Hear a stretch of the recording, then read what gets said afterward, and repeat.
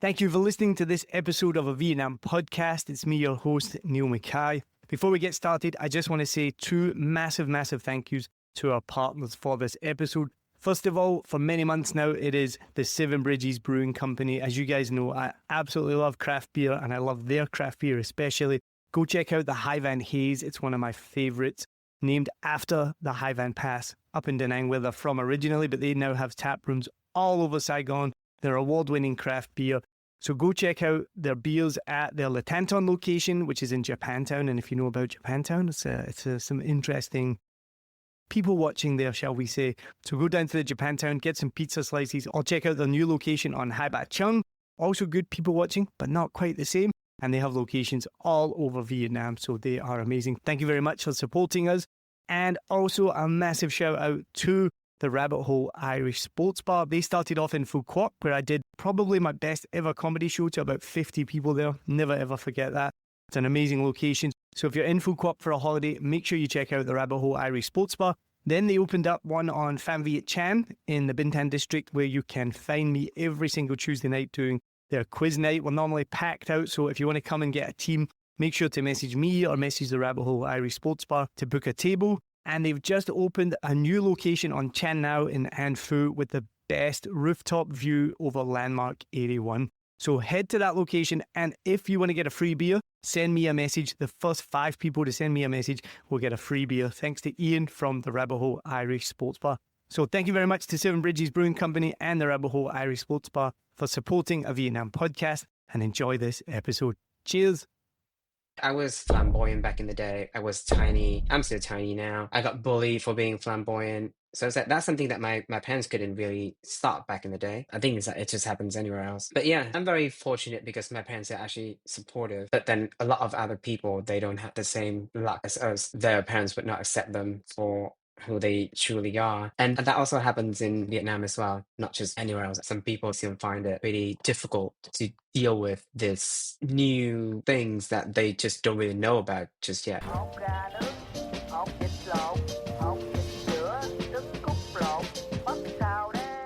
Welcome to another episode of a Vietnam podcast with me, your host, Neil Mackay. We started this podcast in 2019. I started it as a hobby because I was bored one day and I just read an article about there being 7 million motorbikes in Saigon. And so the original name was 7 Million Bikes, a Saigon podcast.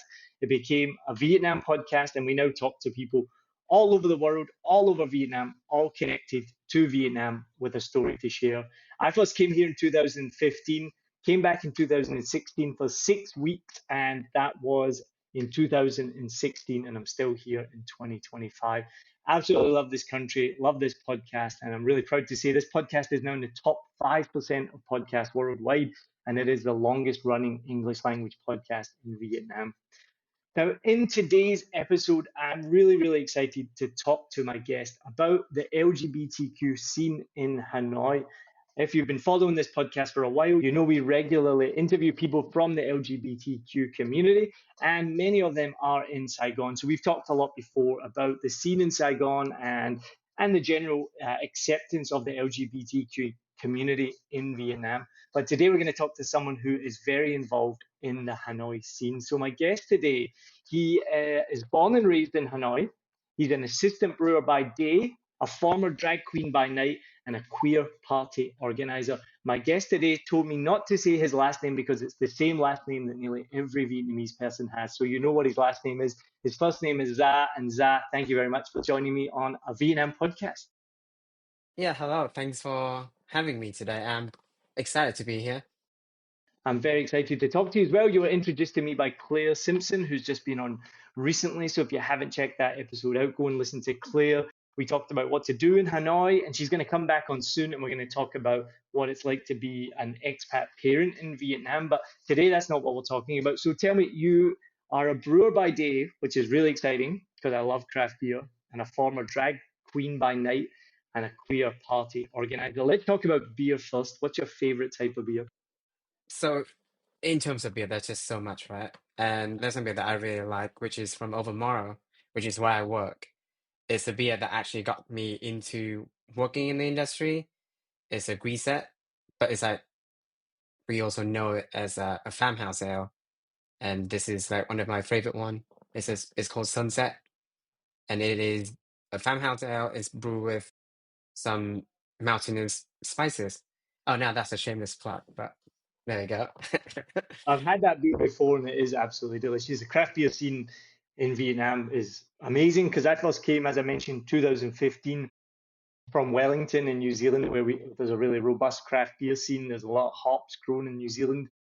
And then we came to Vietnam and there was, I think Platinum was around at that time, but we didn't come across it. And then Pasteur Street Brewing Company had just opened, which is now Pasteur Street Craft Beer. And I was just amazed. And then the craft beer scene kind of blew up, I think, in Vietnam, and it's tailed off a bit now. It's kind of plateaued. Maybe we'll see some new craft breweries coming soon. We've been partnered with Seven Bridges lately, and Seven Bridges have come down from Da Nang to Saigon, and I think they're in Hanoi as well. And I really love Seven Bridges as well. I'm not just saying that because they partnered with them, but it's really great beer as well. But Overmorrow is great beer as well.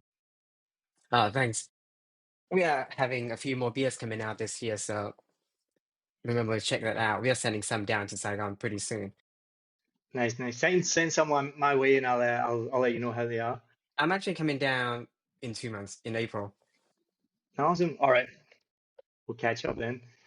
So tell me about your career as a drag queen, because you said you're no longer a drag queen anymore. It started like very abruptly.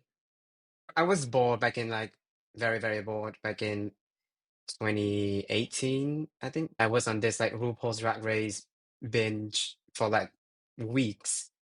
And we had this RuPaul Drag Race viewing party like every weekend. So one weekend I was like, all right, I'm actually pretty bored, so I want to check that out. I went down to the party. It was really fun. The scene was very small back then because it was like 2018, so that was like 7 years ago, actually. 7 years ago, the scene was really small. The party was small. I think there was only like a dozen, or maybe like a few dozens of people. So it was like very small. And then we were just like watching the new episode that came out, and then a few drag queens. They actually came from High Farm as well. They're like pretty much like the very first drag queen up in the north. They go back like the whole house. We call them a house, right? So it's like the whole house goes by the name of Vic Team. So they came down to Hanoi and they just performed like literally every weekend. So I went over for like 2 weeks, and then I was like, maybe this is something that I could do. I was not sure what came over me, but I was like, oh, maybe I could do this. And then I came up to like to the host. I was like, maybe this is something that I could do. Or maybe she came over me because I was wearing makeup. I can't actually remember.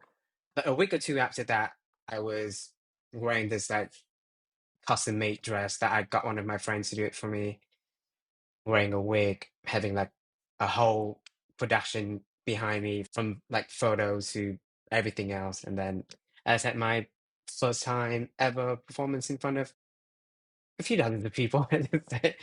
Yeah. So I'm actually ashamed to admit I don't really know much about drag kings or drag queens. Like I've seen drag shows and they're always an absolute riot. There's so much fun. And it's really interesting hearing your story of how you got into it. What is the path for most people to get into that kind of scene? And what is the attraction of dressing up as another gender? It's very subjective, right? So it's like for a lot of the people that I work with, that's how they express themselves. So they want to like they could dress like that during the day, but then they could be even more glamorous during the night. So I think it's very like subjective how you see yourself dressing up in an opposite gender. And for I would say that for drag, it's just a form of art. And I run one party up here. It's called Peach, and we started out as a drag show, but then now we actually kind of like branding ourselves as a queer space. So it's not just about like people dressing up, but then it's all about like people whether they are queer or not, and if they want to express themselves in the form of queer art, then they can do it. And drag, I think, is also just a form of art that it doesn't really require you to have any experience or not, right? Because everyone needs like a foundation, and then like for me that was my foundation back in 2018, and then now I no longer do it, but I'm still very much involved. It does really remind me what you're saying there of, for me, like I was a stand-up comedian. I've kind of retired now, so I've not done it in a couple of years. So I'm similar to you. I've stopped doing it. And at the end of the day, it is just an art form. And when you see drag shows, all the drag queens, kings, artists have so much personality. They're so fun. They're so flamboyant. They're so glamorous, like you say. But I mean, I know for a fact, and I think you've reiterated it there. That might not be their true personality. Their true personality might be quite shy and quiet. And I know even for myself, I'm quite outgoing, obviously, but I still look back and think of me being on stage in front of 150 people, telling jokes, making people laugh. And I'm like, I can't believe that I used to do that. And I may do it in the future as well. It's a very separate part of yourself that you have to turn on to be able to do. No, that is very true, because I remember like before I got onto the stage for the very first time, right? And I'm normally like a very outgoing person as well. Like working in this beer scene, I kind of had to. I remember like the first time that I did it, I think I had like five Long Island Icy, like back to back to back to back to back. Long Island iced teas, Yeah, wow. five. I needed those five. That's like 25 spirits. But yeah, I needed those five glasses of that. And did I make mistake? I think I did. But did I have fun? I did. But then it's like one of the most important thing about doing any sort of art form, including drag, is that you have to enjoy it. I think that's the most important thing. You have to enjoy it, because like when you perform in front of that many people, and if they can see that you are very into it, that you are very much enjoying it, then they will know that, oh, this person is actually doing it like really well because they're enjoying it. And then the audience, they would definitely like get behind you and just like support you to like the very end of it. I want to pick up on something that you said because it is obviously very much part of the queer scene. But as you even mentioned, that you don't have to be queer to be a drag king or a drag queen. What percentage of people would you say are queer or non-queer as drag kings and queens, and why do you think it is mostly attracted to that community? I mean, like a Peach, I'd say I'm just gonna speak for Peach only. So I would say that's like 99% of the performers at Peach, they're actually like queer. And then we have like a very one small tiny percent of like other people doing other stuff that they are not queer. And I would say it's just because of like how long and how rich the queer culture and then like the drag scene has been since like all the way back to like the Stonewall or even before that. So it's like people, they actually just think that, oh, only people who are in the community, they can fully enjoy themselves within like within all of these activities that we actually do. But like we have a lot of like straight people going to Peach, and then one of like mentioning straight people, there was this one very funny story about June last year, which is like the like International Pride, right? And then we also had like a Peach International Pride, and at that party, which is that it should be like one of the queerest like party, right? But almost all of our audience that night was actually straight, and it was A drag show. so it's like because we've been doing it for like 7 years now, right? So it's like we know our audience. So it's like we know our regulars, we know like the new faces, the old faces, but these people that showed up that month, oh my God, they were all new, all the new faces that we've never seen before. It was a tough crowd to to work that Oh one no. month. Yeah, it was really tough. I was gonna say the opposite. I was like, God, that must have been so much fun. Because I remember when doing stand-up comedy, there's nothing better than having like a whole crowd that were all fresh because you're like, oh, they don't know any of these jokes. I can have as much fun as I want. It's all brand new. Like I would love it when we had a fresh crowd in. I mean, it's very different when it comes to drag, right? Because like at a drag show, you will see like all of these people dressing up like in absolutely nothing, like something that is like very obnoxious, like all of those in one tiny space, and then it's like you can just like pan around the room and you see like they're like, oh, what did I walk? Like, what did I get myself into? And at Peach, we really do have people dressing up like for the occasion. They could be like they could literally wear like absolutely close to zero, or like they could be like very glamorous, like in full makeup, wig and heels and all that. Or we could just have people in like it's just jock straps and a pair of wings. Tell me, how long did it take until you told your parents that you were doing drag, and how was their reaction? Oh God, it wasn't anything bad, but like some of my parents they are like from the very old generation. My dad is like almost 70. My mom is like almost 65. So they're from the old generation, but they're very open-minded with stuff. Because I sort of came out, not like really came out, but it's like someone outed me when I was like 15, 16, or I can't remember. So that's been the history of like our whole family is that they have to know. I think I was doing it for like a good few months because at that point I was staying with my parents for a little bit. And you know how these things go is like you do it really late. So sometimes when I did it, I didn't even go home until like the next morning. I didn't really want to stay out. I would just go straight back home. And then how did I get home? I got a Grab. And then how did I show up at home? In full beat, full makeup, everything. So I was like, they saw it because sometimes like when you got back at like 6 in the morning, they would see it, right? But then they didn't really have any problem with it. They just didn't know what that was. And then it's like we had a conversation about it, and then I showed them like things that has been done, or just like videos of like people from RuPaul's Drag Race and that sort of things. And they understood it that it was just a form of art. And then also it's like they know that I would not just go out to the brewery looking like that anyway. They were very supportive, but then like they were very old anyway, so they couldn't really come to any of the shows that I did back then, or even now because it's at a club. So it's like you don't really want to drag like a 70-year-old dad to a club until like midnight or something, and then seeing all of that, like just boobies and asses and all of that.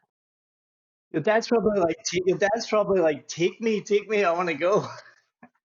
Nah, like knowing my dad, he's supportive, but he would support it in his very own way. He wouldn't go to the club. That's not his thing.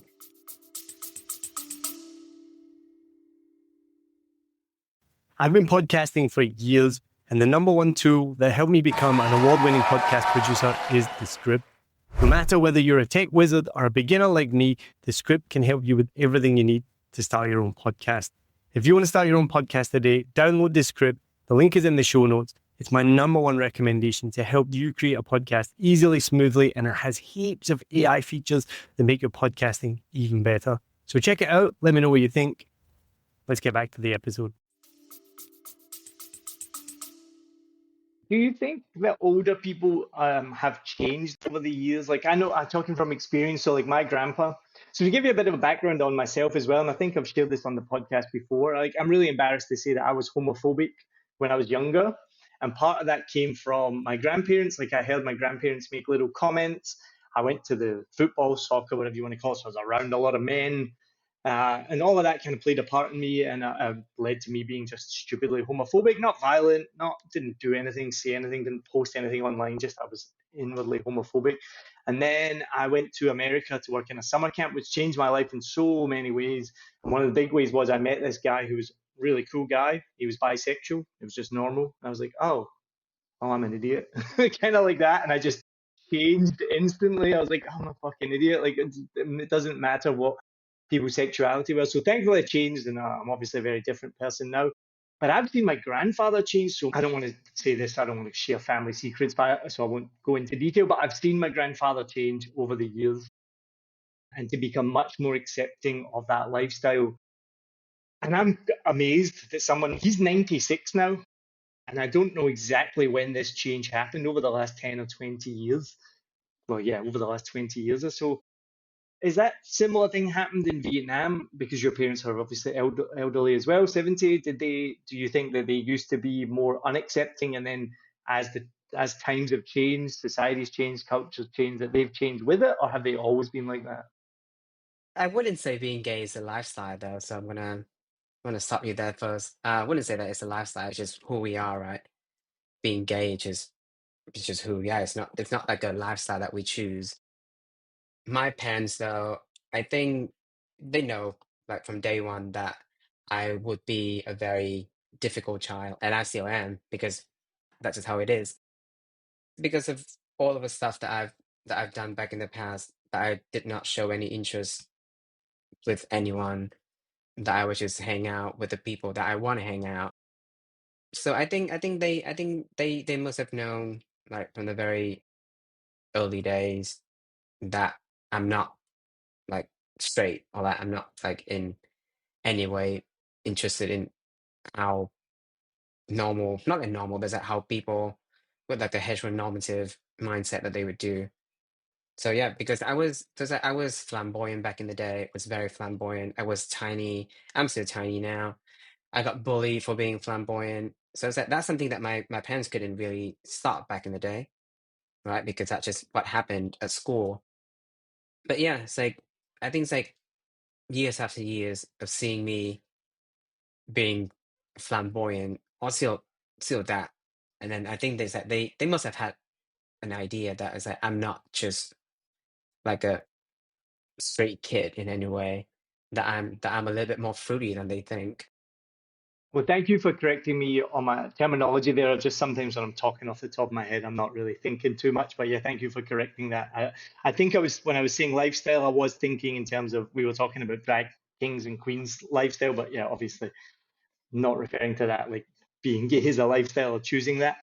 But it's really interesting what you're saying, because what's something that's always really stuck with me, right, is when I was in New Zealand and I was working with somebody, or I was networking event with somebody, and I was chatting away to her, and she was talking about her son who was about 5 years old, and she's like, "Oh yeah, I mean, I know he's gay."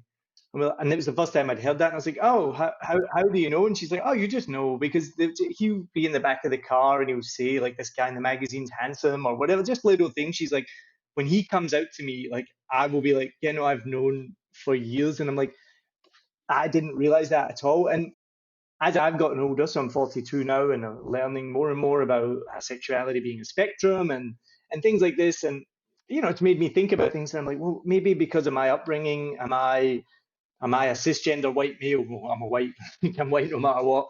But am I a cisgender male because that's how I was brought up?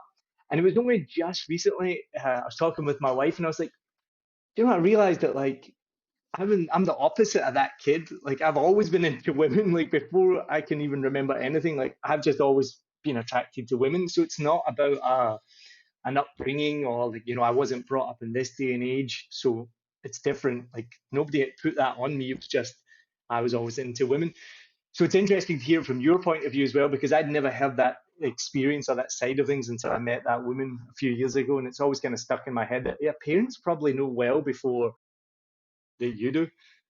Yes, and I'm very fortunate because my parents are actually supportive, or like in your case, like people in your family are actually like changing and being more progressive, and we are pretty fortunate that they could actually change and adapt to this. But then a lot of other people, they don't have the same like luck as us. That is, their parents would not accept them for who they truly are, and that also happens in Vietnam as well, not just anywhere else. I think it just happens anywhere else. But I think I'm pretty fortunate that I've got people like in my family being very supportive of that. And and you're right though. So it's like sexual orientation is definitely a spectrum. But then it's like I've got a partner, and you might meet him when we go down to Saigon in April. You would say that he's probably like one of the straightest gay that you ever meet, because he's into beers. He drinks beer, and then he's into sports. So those are the two big things that he likes, beers and sports. So you could find really any straight blokes that they would be like, that's what they're into. But then it's like but then it's like he's obviously gay, right? But then he portrays himself in that manner because that's how he was growing up. Like that's how he was brought up with, and that was the environment that he was surrounding himself with. But at the end of the day, he is still into like men, which is what we are talking about, right? It's literally just that it's just who you are. It's got nothing to do with the environment or your upbringing, because literally the only thing that changes him is that how he actually finds like fancies anyone. But then it's like he portrays like a really straight bloke, which is because of how he's been for his entire life, right? That's just how we express ourselves. It's got nothing to do with who we are into, if that makes sense. No, completely. He was probably brought up with beer and sports, so that's what he's into, but it doesn't affect his sexuality, right? There's, it's interesting. It's really good that your parents are so accepting. And I mentioned in the beginning, it's something that we've talked about a lot. That I think it's surprising that Vietnam is so open to the LGBTQ plus community in so many ways. Like I see so many trans people working in stores. I'm not saying that there's no discrimination. I'm sure there is, but it doesn't seem, and again, please correct me on this if I'm wrong, but it doesn't seem to be a huge issue. Same with whether you're homosexual or whatever your spectrum is. I've not noticed there being per se a problem. Like, let's not name any other countries, but some other countries in the world where it is a political problem. Well, tell me if I'm right, first of all, and why is Vietnam so accepting of the LGBTQ plus community? And is it the same between the North and the South? I would say that the queer representation has been like deeply rooted in our religion and also like our custom, because we have this like, let's just say, ritual that is called Ho Dom, that is like a practice in Vietnamese like folk religion, that one would like become like the spirit mediums of various kinds, and then they would just call into that god spirit, and then they would just do like all of the dances, all of the singings, and generally or typically that would be like a male dressing up as a female god. But then now we also have like female dressing up as a female god. But yeah, so and then that has been going on for like a really long time. So definitely like the queer representation has been there since before we even knew about it. And one of the things that I mentioned in like quite a few things that when I was interviewed is that Vietnamese people, they tend to keep to themselves a lot. So it's like they could think about that person as like, oh, look at that guy, he's this and that. But then I wouldn't say that it would be like in a very judgmental way. It would be like in a very like curious way, that it's like, oh, look at that guy, look at that girl. But then it wouldn't be like in anything that's like judging way. And then they'd be like, oh, why are they like that? But then they would keep to themselves. I don't think that they would approach you and then be like, oh, why are you dressing up like this? Right? Because I personally haven't seen that happen to anyone that I know just yet. Because even now, when I work with like so many drag performers as well, and a lot of them, like how they promote for their shows is that they would actually like dress up in like how they would normally perform, which is a lot of different like outfits, let's say. And then they would just walk down the old quarter, and then people, they would just like look at them, but then it wouldn't be in like a very like, oh, this person is gay, but it would be like, oh, you are actually like pretty, or like you look very different from us. But then also at the same time, I think that they are just like very, like I said, they keep to themselves, so they are like shy to actually go up to them and ask why they dress like that. But I think it is going to like the more progressive like path for like Vietnamese people. And up north, I think that is, like I said, it's been pretty decent. Like there's no case of people being like absolute like homophobic to one another. And in Saigon, it's definitely more liberal. I have like a lot of like queer friends in Saigon, and they could literally just do what they want. And people down there, they're definitely more laid back, more accepting than up north, because like the up north is it's still a little bit like traditional, it's a little bit like conservative, but I would say everything is going to the right direction with like the whole country though. Everyone is like seeing queer people as like, oh, they are just queer, and then there's nothing wrong about it.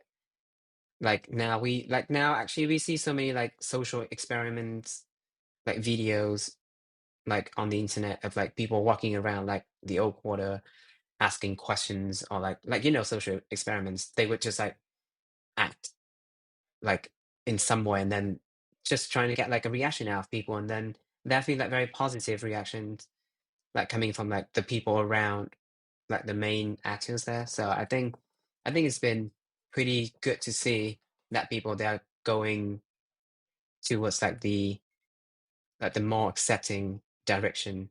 The let's just, I wouldn't say that right direction, but it's like it is the right direction because that's just how it is.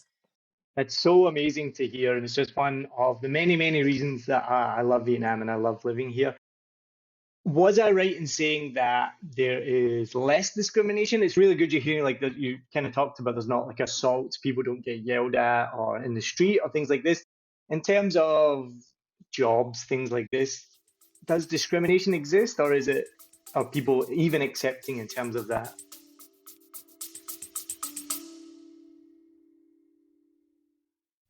If you're thinking of starting your own podcast and you don't know where to begin, then get in touch with me. Not only do I make a Vietnam podcast, I make smarter podcasting, and I run 7 Million Big Podcasts, where we help people make the best podcast possible. If you want to start a podcast, book a free discovery call with me, and I can chat you through very quickly what you need to do, how I can help you, and how we can help you make the best podcast possible. So get in touch. The link is in the show notes. I think being gay is pretty normal now for people to get a job. So it's like you wouldn't be asked, "Oh, are you gay?" at a job interview, no, would you? And then it's like I know a lot of people that they are actually like they act gay, they act like very very gay in their job, right? So as I at their job, whatever that is. But then it's like it doesn't really matter because you wouldn't get discriminated that much unless it's that person is homophobic already, then there's no change. But I'd say like generally everything is pretty good. Like I've know a lot of people that they're actually like going through like some major changes as well, and their workplace have been pretty supportive. Like most of the people, the majority of the people. But then like obviously there's like some people that they still find it pretty difficult to deal with this new things that they just don't really know about just yet. No, that's really good to hear, though. I mean, yeah, if you're homophobic, right? So it's almost on an individual level. And like you said as well, North and South, from what I know, North is a little bit more conservative and traditional, but it's also good to know that it's similarly accepting up here. Are you surprised that foreigners are surprised that Vietnam is so accepting? Well, there's always the misconception that Vietnam is still in our wartime for some reason, don't know how. But a lot of people they actually think about it that way. Like I know a lot of people, not I know a lot of people, I know of a lot of people that they have never left their country, but then they still thought that Vietnam is like a very poor country that's got nothing. So so it's like I'm not surprised that a lot of people they're just very oblivious to like how the outside world actually is. But yeah, I'm not surprised at all. It comes down to like how educated they are, or like literally just how ignorant they are within within themselves, or like towards like what is going on outside of just their tiny little town. So my advice is just to get out, literally get out, go somewhere, and then experience it. One of my biggest pet peeves is when I see or read or hear Vietnam described as a third world country still.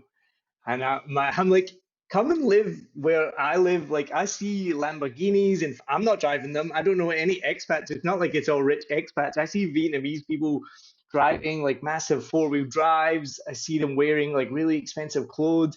There's definitely, obviously, income disparity, and there are poor people here, and there is still an agrarian society that still works in the fields and does rice and all of that stuff. But I mean, I'll be honest, I talk to some people I know and I'm like, how's your mum and dad doing? Like, oh yeah, no, they're really rich now. I mean, they don't say it like that, but they're like, they might be like dragon fruit farmers, but they're actually pretty well off and pretty wealthy now. Or they've sold their piece of land to a factory and now they're like loaded. So anytime I see it, sometimes I've seen it in response to some of my videos. I did a video a while ago. I mentioned I'm going to do one with Claire soon about, we're going to talk about cocktail bars a bit more maybe. And I posted about the price of craft beer, which you may get in your industry with craft beer. And I posted about cocktail bars. And yeah, again, one of the comments was, this one makes me laugh the most. When I come to Vietnam, I try and spend more than I do in my home country to help Vietnam because it's such a poor country. And I was like, what? Yeah, your reaction there sums it up. That literally just shows like how oblivious you are to things. Like if you're already in the country, just literally look around. People, they are actually pretty goddamn rich. It's like they have so much money now.